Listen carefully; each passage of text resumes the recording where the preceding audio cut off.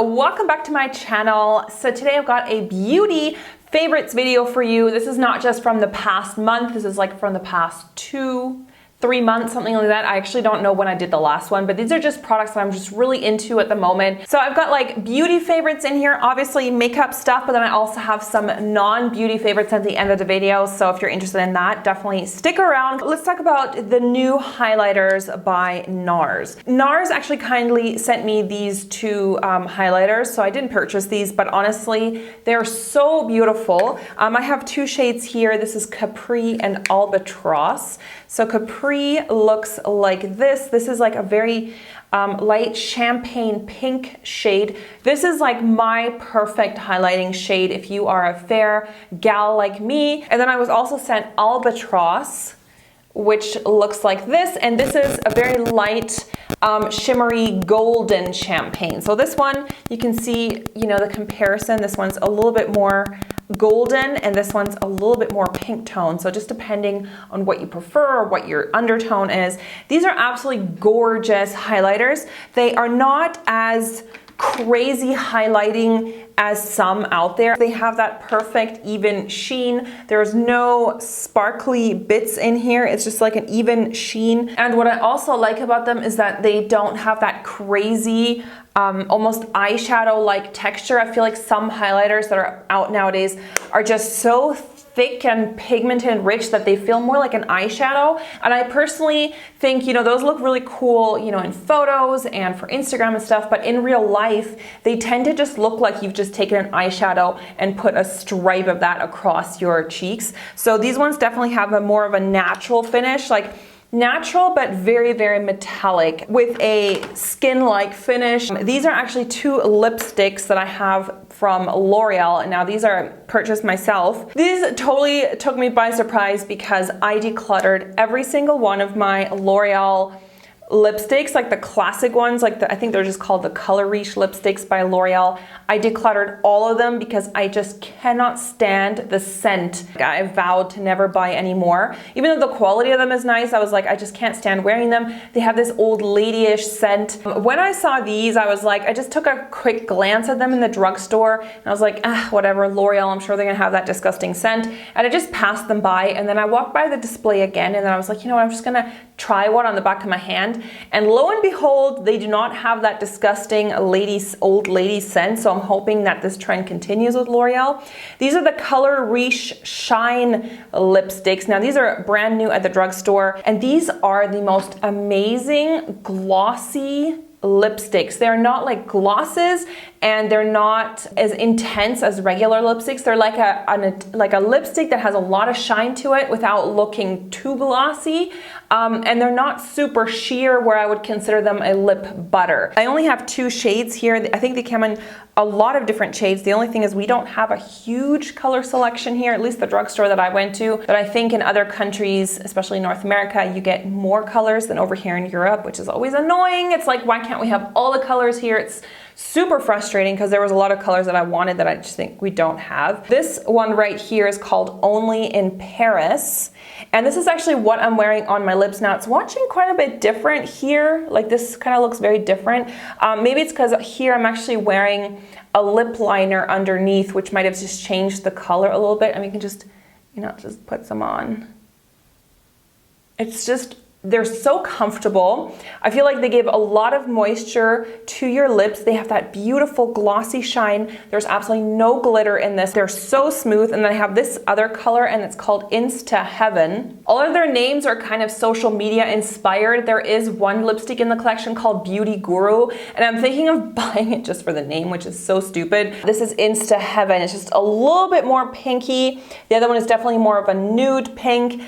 You can wear these with lip liners or without. If you don't wear it with a lip liner, it just looks a little bit more sheer, obviously. They're more pigmented than lip butters, but a little bit less pigmented than like a regular lipstick. And the scent is kind of this tropical number, pineapple, mango, papaya, or something like that. I like the packaging. It's really easy to spot. You know, if you have a bunch of them in your collection and they're stood up like this, then you can see the color through it, which I think is super handy. Plus also, I wish all lipstick companies would do this, especially like the high-end ones don't even do this.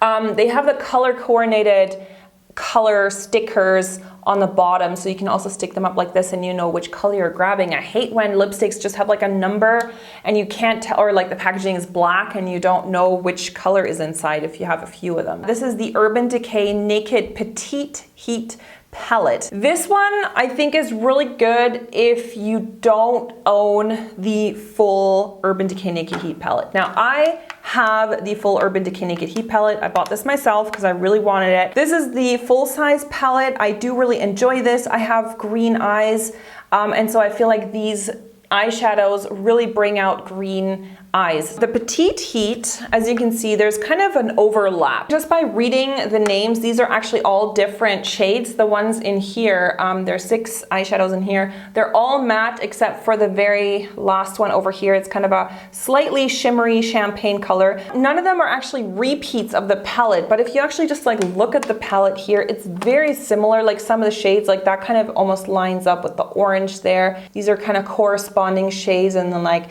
this is kind of a corresponding shade, and then you have the dark one, which kind of would be over here somewhere. I think if you own the full-size palette, then I wouldn't necessarily recommend to buy the small one. Actually, I would say save yourself some money and don't get the small one. But if you don't have the full size, or you just don't, like maybe you're not sure on this, or you don't want to spend as much money on the full size Urban Decay Naked Heat, then I think this is a good little sort of introduction to the Naked Heat. I think you can actually do super wearable looks with it. Like I recently in a video, I wore just the lighter shades in here and just a little bit of this orangey shade in the crease. And so many of you actually guys asked me what I was wearing on my eyes, and it was just this little palette. And it's great for traveling. So if you are traveling, you just want to take like a little thing, this would be perfect if you like warm eyeshadows. Thinner, it's less bulky, if you wanted like a warm palette to go traveling with. So I've been really enjoying that actually. Okay, next up I have a palette which totally surprised me. This is such a good budget palette, and it's this tiny little trio here by Wet n Wild. This is the color icon, and this is in the shade Walking on Eggshells. I know that Wet n Wild has recently redesigned their color icon palette. So this palette with the trio is now, I think, a quad. They also make this again, the Walking on Eggshells now is a quad, so there's 4. And I think there's one transition color in that one that's matte, and I think the other ones have stayed the same. You know, I had heard so many people saying that this is one of their go-to eyeshadow palettes, and you know, it's a drugstore brand, so it's super affordable. It's a great little trio. I think this is the perfect, I like to call this a little perfect white girl palette. You know, the shades in here will go well if you have lighter skin tones, but they do make these trios in different shades. So if you have darker skin, I wouldn't necessarily recommend this one. I would recommend maybe some of the darker palettes that they make. For example, the brow bone in here is like this purple, like this perfect, really light champagne. It's almost like a little bit too light for me. I could maybe just go for a smidgen darker, but sometimes that's nice on the inner corner as a highlight. And then you have the eyelid shade, which is this sort of champagne-y pink color. Lid shade there, just really neutral. And the crease shade, now the only thing is this is kind of old-fashioned because the crease shade is also shimmery. These are basically 3 shimmery eyeshadows. So I don't use the crease shade in the crease. There you can see it's kind of like this bronzy brown, like really pretty color. I don't necessarily use all 3 of these on my eye at once, but I will sometimes do just this one on the lid, or I'll do this one on the lid with this one on the inner corner highlight. So it's just like a nice little trio. It takes up almost no space. The pigmentation is awesome. They're super easy to blend. Liquid highlighters by Makeup Revolution. These are basically copies of the Cover FX liquid highlighting drops. And I know that Makeup Revolution is kind of known for copying bigger makeup brands. And I know there's kind of like a pro and con to that. Like, yes, you can get the same or a very similar type of product for a lot cheaper. It might not always perform exactly the same. On the other hand, they are totally ripping off the ideas that some people have spent a lot of time and research and development coming up with. That's how it is in any industry. There's always going to be copycats. I always wanted to try the liquid highlighters Nars by Cover FX, but this is not a product that I would reach for every day, and the Cover FX drops are so expensive. I think they're like $50 or something. So I thought I would try out the Makeup Revolution one first, and I actually watched a lot of videos from people who compared it to the Cover FX, and a lot of people said that there's only a very minimal difference. So I have the Liquid Ethereal, which is sort of a little bit more pink, cool toned. And then I have Liquid Champagne, and this is more of a goldy champagne color. You only need a little bit, comes out with a dropper. Look at this. Isn't that amazing? So that's the ethereal one. It has a little bit sort of a more pink tone. Let me just blend that out a bit. There's that one. It's very, like, I only had a tiny drop. Look how much highlighter that gives. The Liquid Champagne, I'm just gonna do a swatch of that. It's right beside. There's that one. You can see that one is a bit more golden. And the ethereal is definitely more like a lavender pinky cool tone. I don't think I'm gonna be buying the Cover FX ones because these ones work amazing. They're very pigmented. I mean, I don't have the Cover FX here. Like I said, I don't own it, so I can't compare them one to one. But for me, this is definitely, you know, very highlighting. It's really, really fluid. You have to work carefully with it because you can't just like put it on directly. I would always put it on the back of my hand. And what I usually did is I took a sponge and then just used the tip of it to kind of apply a little bit. Once it dries down, then it does like set and it doesn't move around as much. They're gorgeous, and they're only, you know, they're not too expensive. The only thing I noticed is I think the ethereal one is a little bit sort of more streakier. The champagne one is really, really even. The only negative thing I have to say is that they have a very strange scent. I don't know, it doesn't smell good. So I don't know if the Cover FX one smells better. It doesn't irritate my skin or anything, so I don't think it's anything super chemically or anything, but it, you know, doesn't have a super pleasant scent, but once you put it on, I can't smell it, so I don't really care. All right, another favorite that I discovered, because I still plan to do this. I kind of let it slide, but I still want to do this.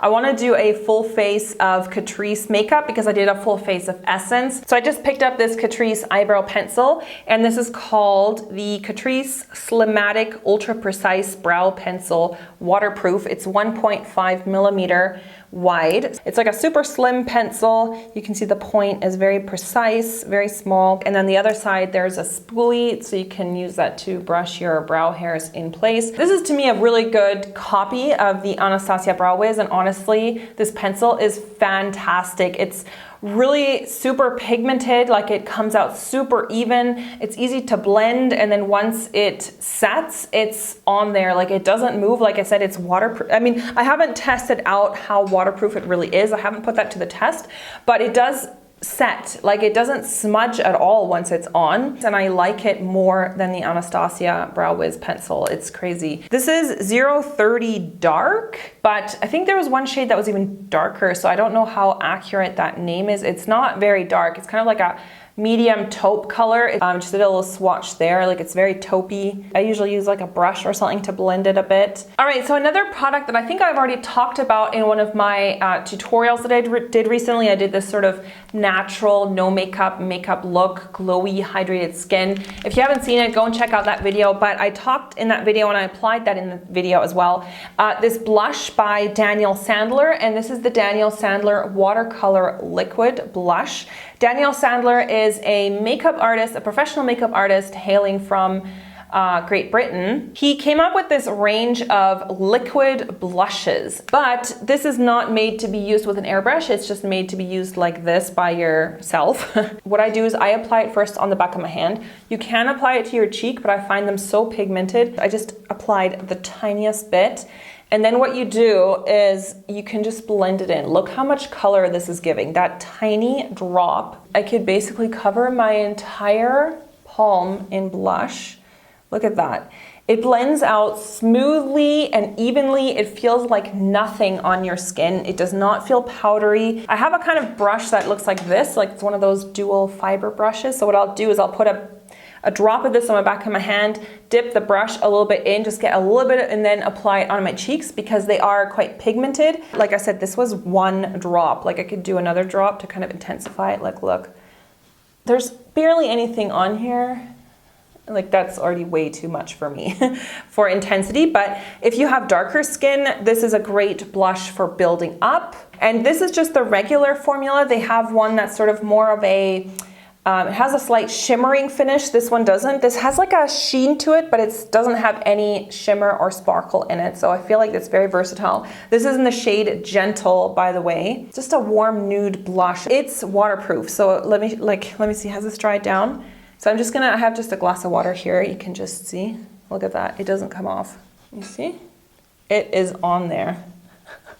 It's non-smudgeable, like you can't smudge it. Like look at this, I'm rubbing it now with water and it's still there. So you need to remove this with makeup remover. I just have a wipe here, like a makeup wipe, and it's coming off. Or an oil cleanser, I just used a oil-based cleanser. So it'd be absolutely wonderful for doing bridal work. If you're working as a professional makeup artist and you're doing brides, I would highly recommend picking these up in different shades because this is going to last all day in your bride. This is not going to sweat off. It's not going to oxidize and it's not going to move around. It looks so natural. It looks skin-like. I would definitely recommend if you put it over foundation that you do this before you powder. So don't put powder on and then do this. You need to put this straight on after your liquid foundation. Really, really a wonderful product. And lastly, I have a boring makeup tool in here, and that is a sponge. And this is the Real Techniques Beauty Sponge, I think it's called. It's their version of the Beauty Blender. Mine is dirty because I just used it. These are really, really good sponges. I've heard so many people talk about these and I was always like, nah, I'm sure it's not as good as the Beauty Blender.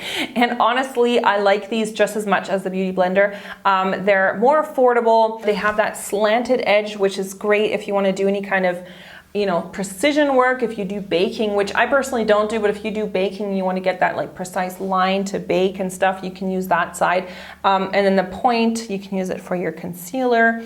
They're really soft and fluffy. They have a great texture, very similar to the Beauty Blender in texture, like soft but still resilient. 2 thumbs up for the makeup sponge by Real Techniques. All right, I've got a couple more lifestyle, non-beauty favorites that I wanted to tell you guys about.